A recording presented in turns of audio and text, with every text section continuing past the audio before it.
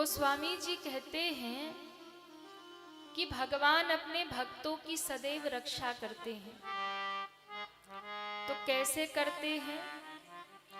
तो कहा जैसे माँ अपने बच्चों की रक्षा करती है ना, वैसे ही भगवान अपने भक्तों की रक्षा करते हैं। करही सदा तिन्हकी रखवारी, जिमे बालक राखई महतारी। माँ जैसे अपने बच्चे की सुरक्षा करती है, वैसे जो भगवान के भक्त होते हैं, माँ अपने भक्तों की वैसे ही रक्षा करती है। माँ जैसे अपने बच्चों की सुरक्षा करती, भगवान अपने भक्तों की सुरक्षा करते हैं। गोवर्धन उठाकर, गिरिराज उठाकर के ब्रजवासियों की भगवान ने रक्षा की। 7 दिन बीते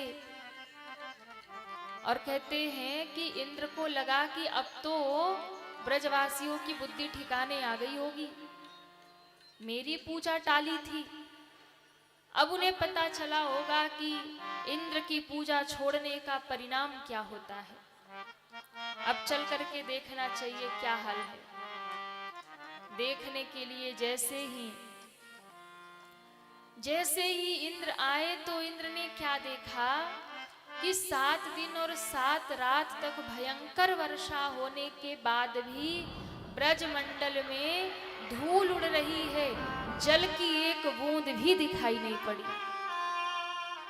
एक बूंद भी जल नहीं, धूल उड़ रही है। इंद्र ने जब ये दृश्य देखा तो इंद्र घबराया। इंद्र को लगा कि ऐसा कैसे हो सकता है। अरे मैंने तो इतने प्रलय वाले बादल भेजे थे, लेकिन यहां तो कुछ और ही मामला है। क्या मेरे भेजे हुए जो बादल थे वो प्रलय करने वाले बादल वो असफल हो गए? हुआ ये कैसे? तब उसने देखा भगवान गिरिराज उठाए खड़े, सारे ब्रजवासियों की रक्षा में, सुरक्षा में। इंद्र को लगा अब तो बहुत बड़ा अपराध हो गया, ये तो भगवान है और मैंने भगवान से शत्रुता मोल ले ली, मैंने भगवान से ही वैर ठान लिया, अब मेरा कल्याण होने वाला नहीं। इतना घबराया इंद्र, भागा भागा गया अपने गुरुदेव के पास और कहा गुरुदेव मुझे बचा लीजिए, क्योंकि भगवान छोड़ने वाले नहीं हैं। देवगुरु बृहस्पति ने कहा बेटा हुआ क्या? बोले हमने तो ब्रजमंडल को ध्वस्त करने के लिए बादलों को भेजा था, पर वहां तो भगवान ने उन सबकी रक्षा कर ली और उन्हें कुछ हुआ नहीं। अब भगवान हमें नहीं छोड़ेंगे, कैसे प्रभु को प्रसन्न करूं? तब देवगुरु बृहस्पति ने कहा कि देखो, अगर किसी का अपराध जीवन में हो जाए और उस व्यक्ति को आप मनाने जा रहे हो और आपको लगता है कि ये बात मान जाए, तो अकेले मत जाओ, अकेले मत जाओ। जिस व्यक्ति का अपराध हुआ है, जिसे मनाने जाना है ना, तो अपने साथ उसे लेकर के जाओ जिसे वो बहुत मानता हो, जिसे वो बहुत प्रेम करता हो। जब उसे लेकर के जाओगे तो फिर वो देखेगा कि ये मेरा बड़ा प्रिय है, ये लेकर के आया है, तो पहले गुस्सा आधा हो जाएगा। और ऊपर से यदि उसने कह दिया कि अरे छोड़ो, जाने दो, क्षमा कर दो, बेचारे को हो गई गलती, तो अपने प्रिय की बात कौन टालेगा? अगर उसका प्रिय की बात आके कहेगा कि इसे क्षमा कर दो, तो पक्का सामने वाला मान जाएगा। तो भगवान को सबसे अधिक प्रिय क्या है? भगवान को प्रिय है ब्रजमंडल, भगवान को प्रिय है गोप, ग्वाल, गोपी, और भगवान को सबसे अधिक प्रिय है वो है गैया मैया।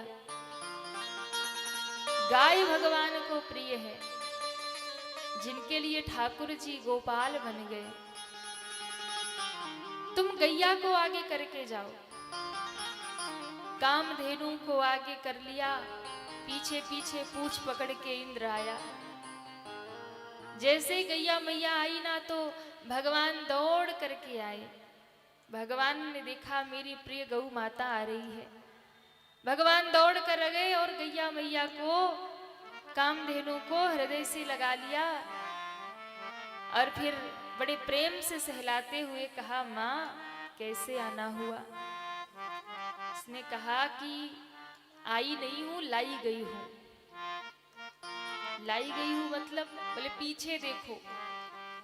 जैसे ठाकुर जी ने पीछे झांक के देखा तो गैया की पूंछ पकड़े साष्टांग दंडवत लेटा हुआ इंद्र दिखाई पड़ गया।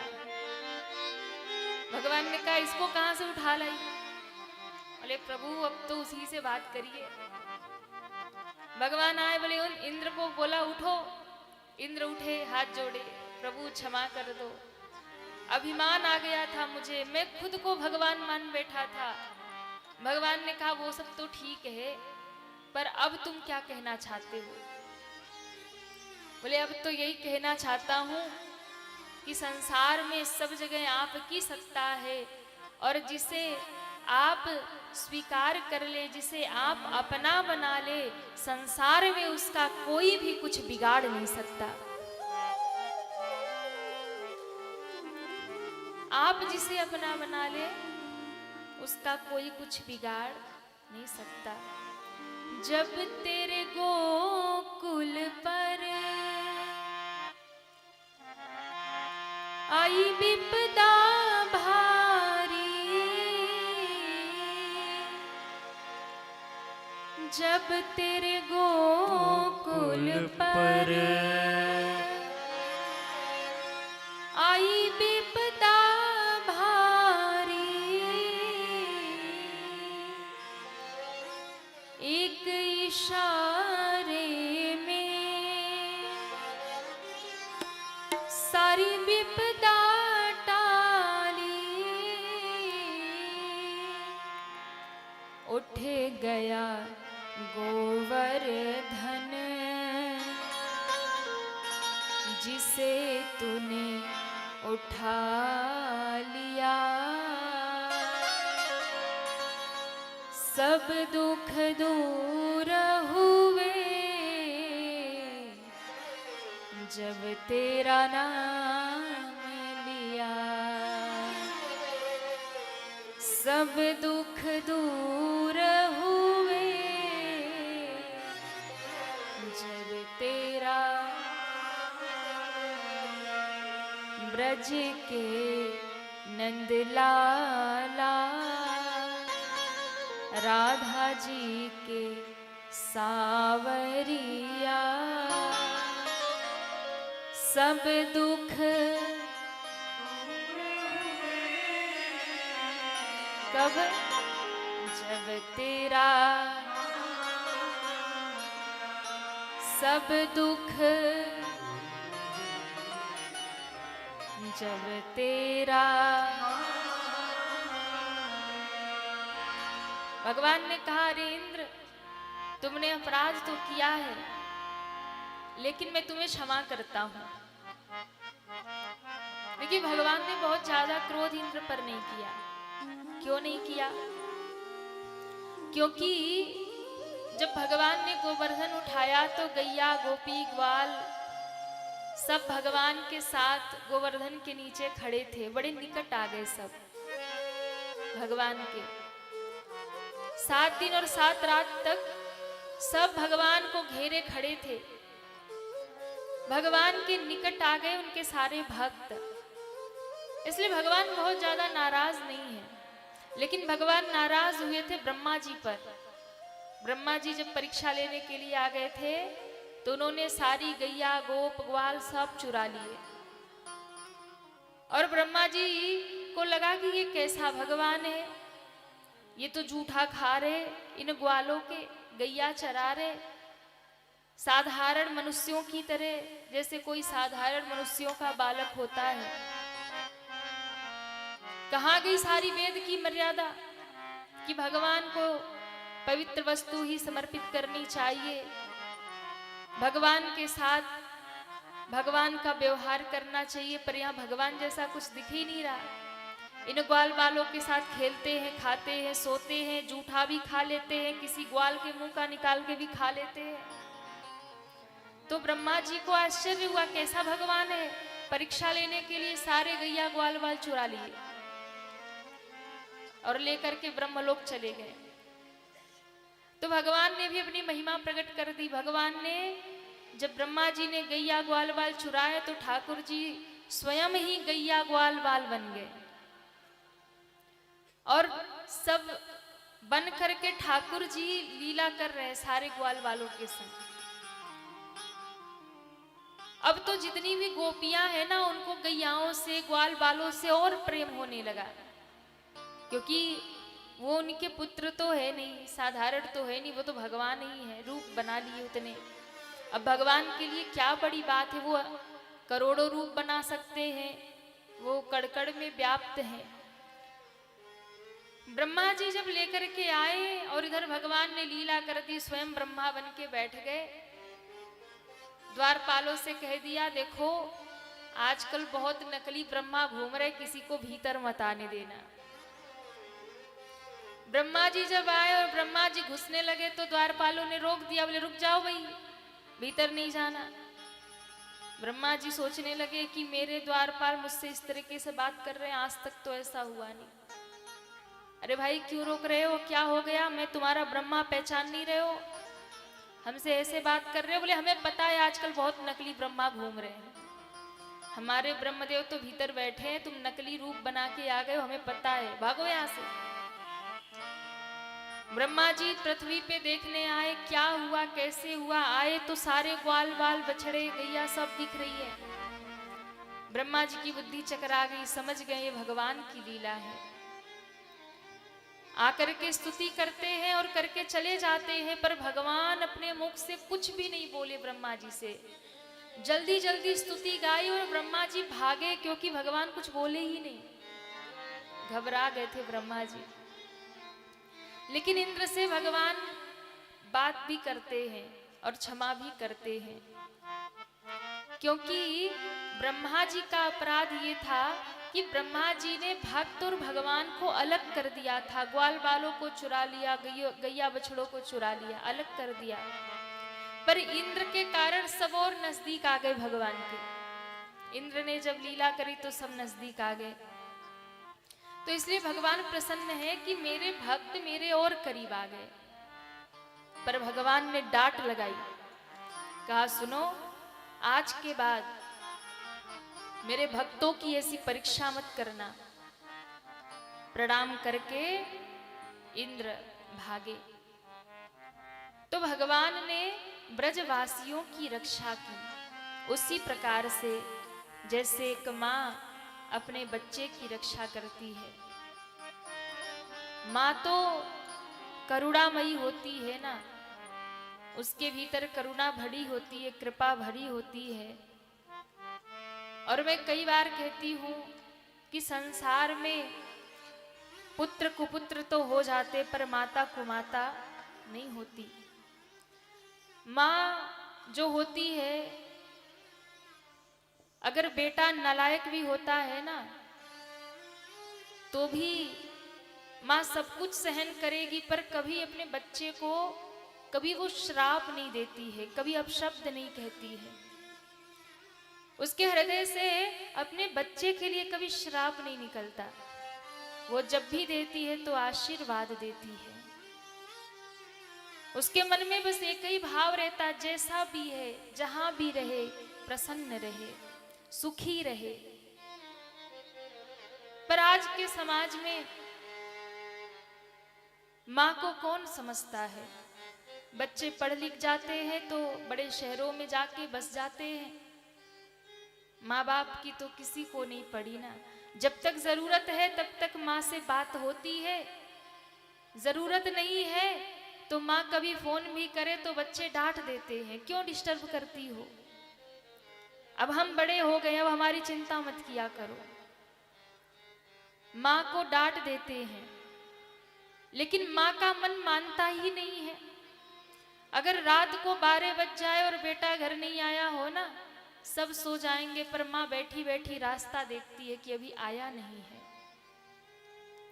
और बेटा जैसे ही आए ना, भले वो बाहर से खा पी के आया हो, दौड़ जाती है, बता गरम रोटियां बना दूं, क्या खाएगा, फटाफट बना दूं। बेटा डांट भी देता है, फिर भी माँ अपना स्वभाव नहीं छोड़ती है, फिर भी अपना स्वभाव नहीं छोड़ती है। और माँ का बलिदान, माँ की करुणा, माँ का त्याग आजकल संसार में कोई समझे ना समझे, आज की संतानें, आजकल के बच्चे समझे ना समझे, पर भैया माँ तो माँ ही होती है। आपको मैं बताऊं एक घटना, आप लोगों ने न्यूज़ में देखा ही होगा, बड़ी दर्दनाक घटना हुई, बहुत दर्दनाक हादसा हुआ। घने कोहरे के कारण मथुरा में मंगलवार को ये हादसा हुआ था। यमुना एक्सप्रेसवे पे वहां आपस में गाड़ियां टकरा गई, बड़ा भयानक हादसा हुआ। आगरा से नोएडा की तरफ जो गाड़ियां जा रही थी, और वहां हाईवे पे 8 बसें और 3 कार टकराई आपस में। और टक्कर इतनी खतरनाक थी, इतनी भयंकर थी कि टकराने से ही सारे वाहनों में भयंकर आग लग गई। भयंकर आग लगी उन वाहनों में, भीषण आग। और जब तक कोई रक्षा सुरक्षा बचाव की कोई भी व्यवस्था हो पाती, 13 लोगों की मौत हो गई, 95 लोग घायल हो गए। और एक बड़ी हृदय विदारक घटना भी सामने निकल कर के आई कि एक महिला, एक मैया जिसका नाम पार्वती देवी था, उसके 2 बच्चे उसके साथ उसी बस में बैठे हुए थे। 8 साल की बेटी थी, 12 वर्ष का बेटा था। दोनों बच्चे थे और खिड़की जैसे तैसे खुली। देखिए, माँ के पास ये भी था कि वो खुद भी बच जाती, लेकिन माँ ने सबसे पहले अपने दोनों बच्चों को खिड़की से बाहर डाला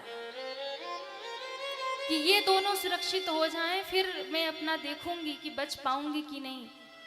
तो सबसे पहले माँ ने अपने बेटी को और बेटे को, दोनों को बस की खिड़की से बाहर डाल दिया। और अंत में बच्चों को बाहर निकालते निकालते माँ की गर्दन पे गहरी चोट कांच से लगी, लहूलुहान हो गई, बेशुद्ध होकर के वो गिर गई बस में ही।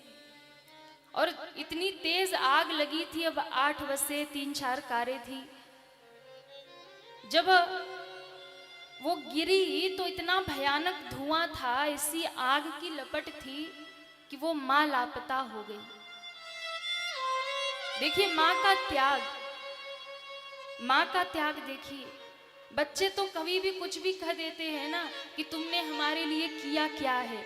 जो बच्चे माँ बाप पर सवाल उठाते हैं ना कि तुम हमारे लिए करते क्या हो, तुमने किया क्या है। देखो माँ ने क्या किया, खुद लापता हो गई, शव कहाँ गए उसके नहीं पता। ऐसे लोग जले हैं ना कि पहचान में नहीं आ रहे हैं। बच्चों को बाहर फेंक दिया, खुद बेसुध होकर, लहूलुहान होकर के गिरी, धुएं में कहाँ लापता हुई। अभी भी खोज जारी है उस माँ की, पर कहाँ गई अभी तक कुछ पता नहीं चला। और ये पक्की बात है कि वो बची तो नहीं है, वो माँ बची नहीं है, ये पक्की बात है।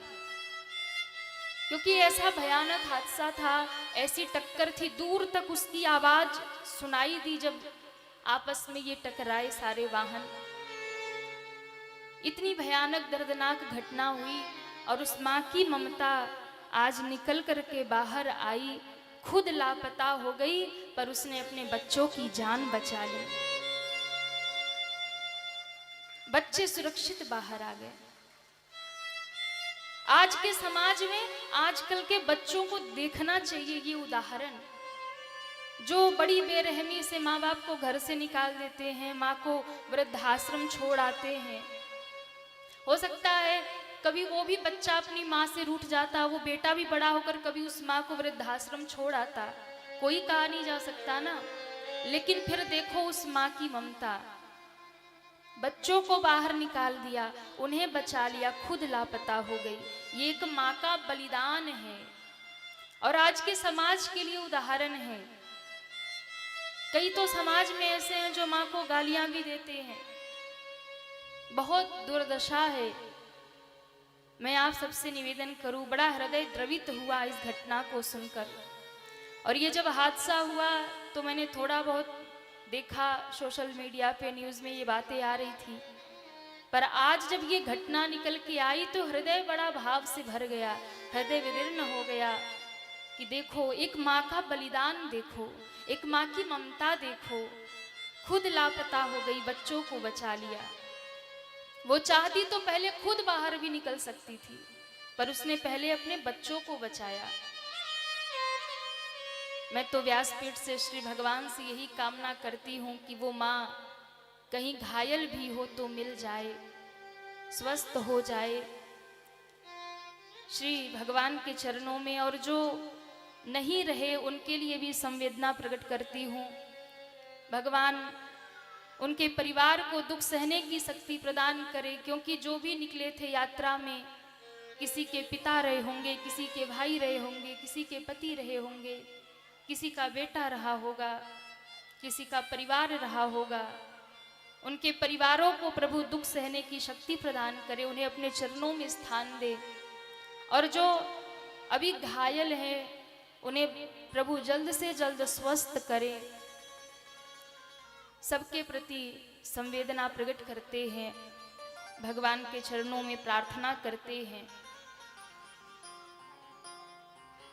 हादसा तो हुआ, लेकिन उस माँ ने जो एक उदाहरण सामने रख दिया वो वास्तव में सोचनीय है, समझने योग्य है, उसे जीवन में धारण करने योग्य है कि जो लोग माँ बाप का सम्मान नहीं करते उन्हें इस घटना पर गौर जरूर करना चाहिए। माँ चाहे कैसी भी हो, अनपढ़ भी हो, पढ़ी लिखी भी ना हो, लेकिन ममता तो उतनी ही होती है। बच्चे चाहे धुतकार दे, चाहे गाली दे, चाहे घर से निकाल दे, एक माँ ऐसी होती है जो हर परिस्थिति में कभी भी अपने बच्चे को श्राप नहीं देती है। माँ के हाथ जब भी उठते हैं तो अपने बच्चों को आशीर्वाद देने के लिए ही उठा करते हैं।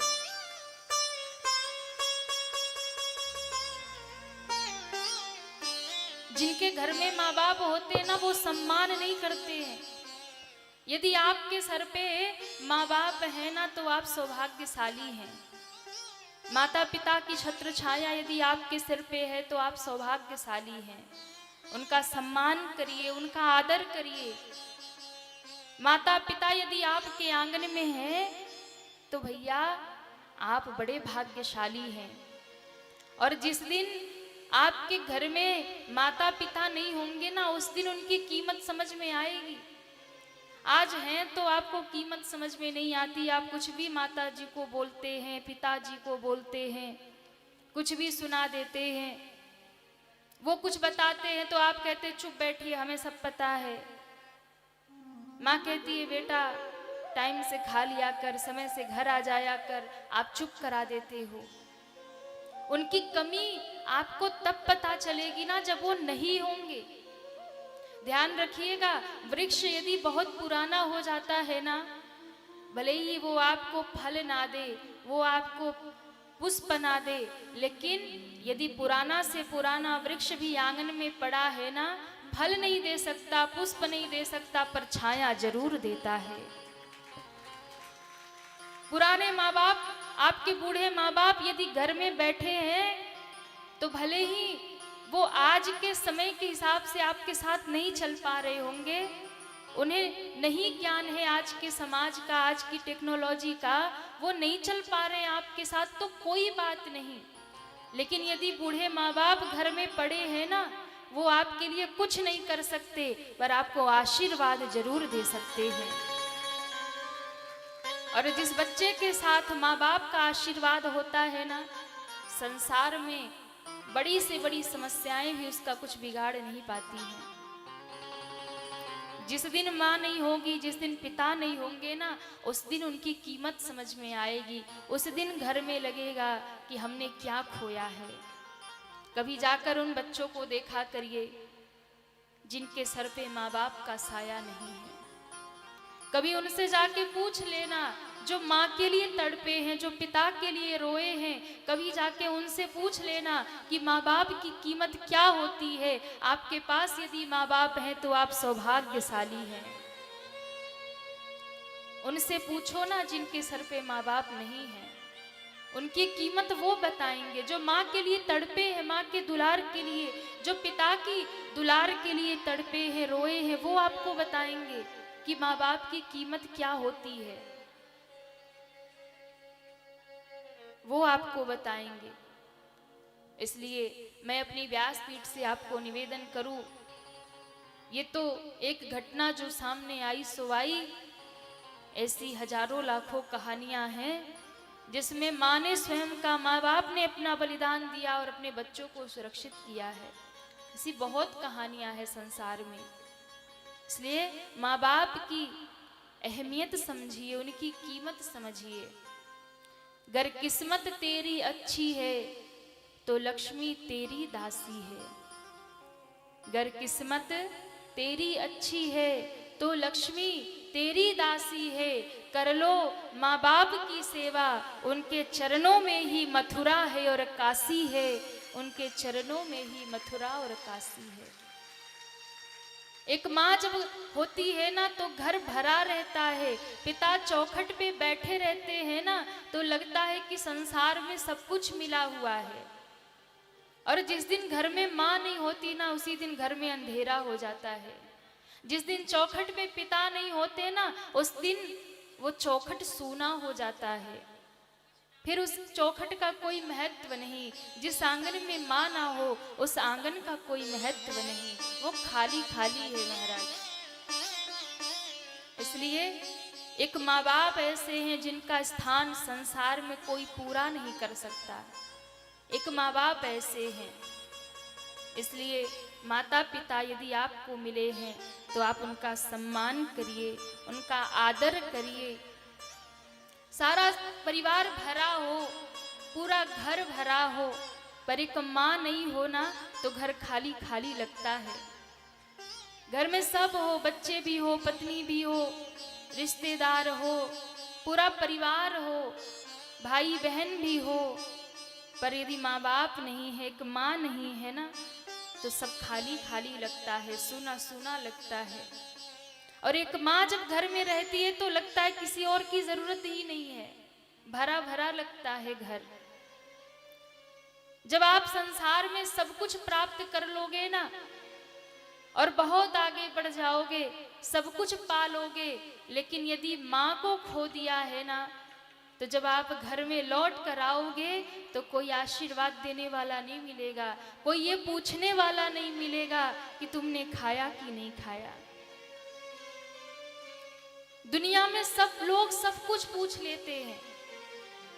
शाम को थके हारे घर लौटोगे ना, पत्नी पूछ लेगी कितना कमाए, बच्चे पूछ लेंगे क्या लाए, पर एक माँ दौड़ के आती है और एक माँ पूछती है बेटा तुमने कुछ खाया कि नहीं खाया। पत्नी पूछेगी कितना कमाए, बेटे पूछेंगे क्या लाए। माँ पूछती है तुम क्या खाए, भूखे तो नहीं रह गए, कुछ खाया कि नहीं खाया। एक माँ ही पूछती है। और जिस दिन माँ नहीं होती ना उस दिन कोई पूछने वाला नहीं रहेगा कि तुमने कुछ खाया कि नहीं, तुम ठीक से तो हो, तुम प्रसन्न तो हो। ऐसी माँ पर सदैव उनका आशीर्वाद लीजिए।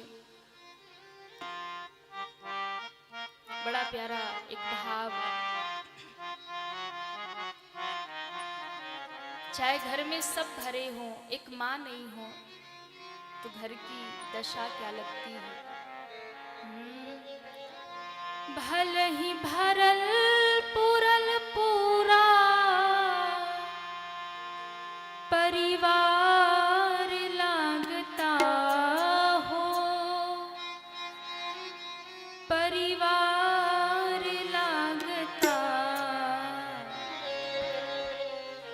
भल ही भरल पूरल पूरा परिवार लागता हो, परिवार लागता। एगो माई बिना घरवा अन्हार लागता। एगो माई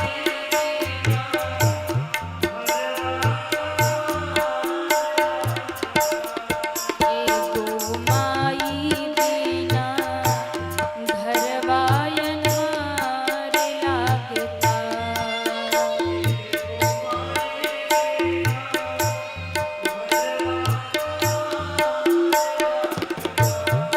भल ही भरल पूरल पूरा परिवार लागता हो। एगो माई बिना घरवा अन्हार लागता।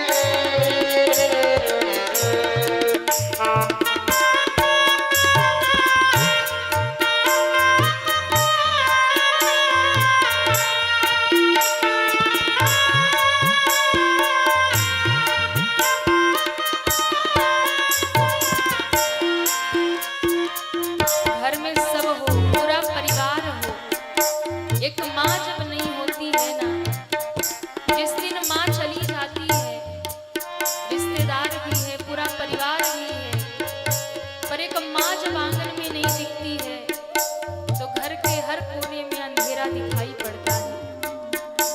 कोई पूछने वाला नहीं होता है।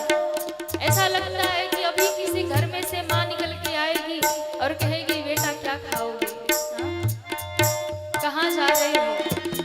हर समय रोकती है, टोकती है।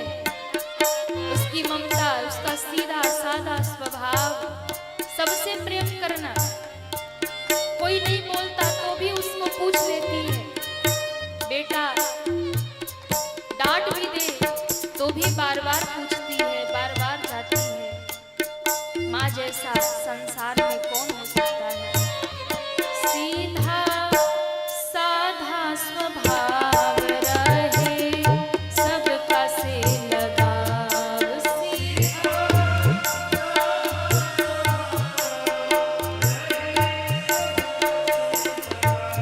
सीधा साधा स्वभाव रहे, सबका से लगाव। सीधा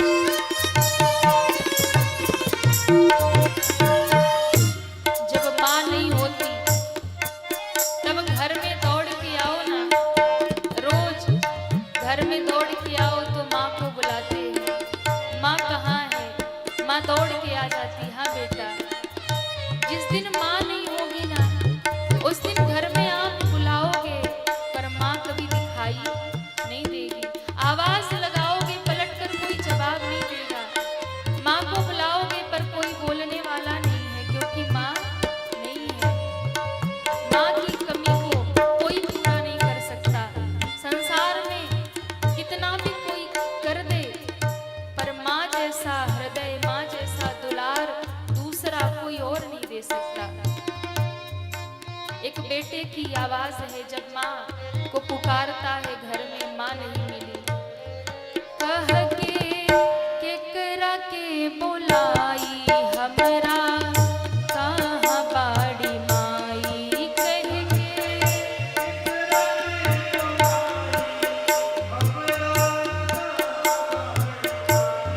कभी जीवन में कोई दुख होता है, उदास होता है बच्चा, माँ समझ जाती है। अगर एक रोटी कम खाए तो माँ टोकने लग जाती है, उदास दिखे तो माँ पूछने लग जाती है क्या बात है, क्यों उदास है। दुनिया में कोई पूछने वाला नहीं है, आप रोते रहो, उदास रहो, दुखी रहो, कौन पूछता है। पर माँ समझ जाती है। वो अनपढ़ है पर बच्चे का मन पढ़ लेती है कि ये क्या चाहता है। देख करके मुख समझ जाती है, कितनी रोटी खाएगा, कितनी भूख लगी है, कितनी चिंता है, कितनी सोच है। देख के मुंह चेहरा बच्चे का पहचान जाती है। और जब माँ नहीं होती तो कोई पूछने वाला नहीं, कोई सुनने वाला नहीं। कह के करा के बोलाई हमरा, कहाँ बाड़ी माई कह के।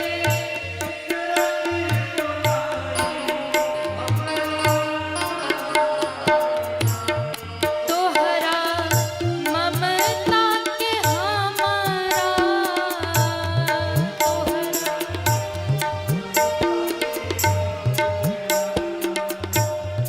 तोहरा ममता के हमारा दरकार लागता हो।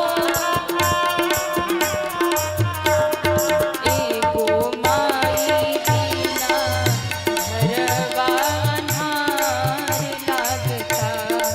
एगो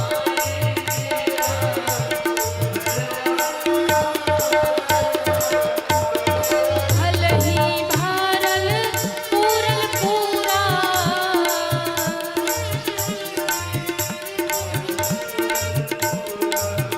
परिवार लागता हो। एगो माई बिना घरवा अन्हार लागता। एगो माई बिना,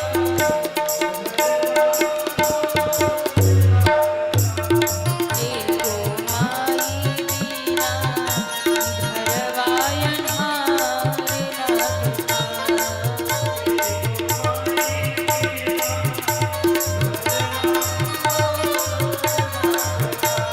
घरवा अन्हार लागता।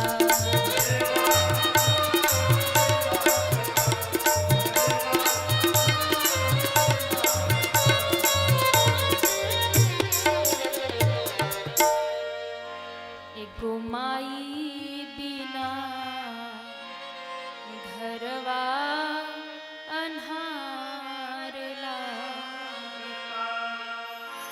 कि भलही भरल पूरल पूरा, अरे परिवार लागता हो। परिवार लागता। एगो माई बिना ए घरवा अन्हार लागता। माँ की कमी संसार में कोई पूरा नहीं कर सकता। माँ का स्थान कोई ले नहीं सकता, माँ की कमी कोई पूरा नहीं कर सकता। इसलिए मैं अपनी व्यासपीठ से आप सबसे यही निवेदन करूं, माँ का सम्मान करिए, माँ बाप का आदर करिए। महादेव जी के मंदिर में जाके लाइन में लग करके, लंबी लंबी लाइनों में लग करके उन्हें जला अभिषेक करते हैं, जलाभिषेक करके आते हैं ना, और घर में बैठे यदि पिता आपके रो रहे हैं, तड़प रहे हैं, पिता यदि दुखी है आपसे, तो महादेव पर यदि आपने जलाभिषेक किया उसका कोई फल नहीं है। माँ जगदम्बा के मंदिरों में जाके नवरात्रों में आप भंडारा करो, लंबी लंबी लाइनों में लगकर माँ काली के दर्शन करो, पर घर में बैठी हुई तुम्हारी माँ जगदम्बा यदि रो रही है तो वो मंदिर की जगदम्बा काली कभी प्रसन्न होने वाली नहीं है, वो कभी प्रसन्न होने वाली नहीं है। लंबी लाइन में लग करके उस जगदम्बा को आप 56 भोग लगा के आ जाओ। घर में यदि माँ बैठी रो रही है, सारी दुनिया जीत लिया और माँ का हृदय ना जीत पाए तो सारी जीत बेकार है। ना जीत पाओ सारी दुनिया कोई बड़ी बात नहीं, बहुत उपलब्धियां हासिल ना कर पाओ संसार में कोई बड़ी बात नहीं, लेकिन घर के कोने में बैठे माँ बाप के हृदय को जीत लिया तो सारी दुनिया जीतने के बराबर हो जाएगी, सारी दुनिया की जीत प्राप्त हो जाएगी। जिस दिन माँ बाप का हृदय जीत लेंगे, जिस दिन माँ बाप को सुख पहुंचाएंगे, कोई आवश्यकता नहीं है, मत जाइए नवरात्रों में लंबी लाइनों में लगकर माँ का दर्शन करने, मत जाइए, घर में बैठे माँ बाप को प्रसन्न कर लीजिए। वो मंदिर की जगदम्बा स्वयं प्रसन्न हो जाएंगी, वो मंदिर की महाकाली स्वयं प्रसन्न हो जाएंगी यदि माँ आंगन में प्रसन्न है तो। इसलिए आप सबसे निवेदन करूं, माँ यदि है, पिता यदि सिर पे है तो उनका आदर करिए। बोलिए भक्तवत्सल भगवान की।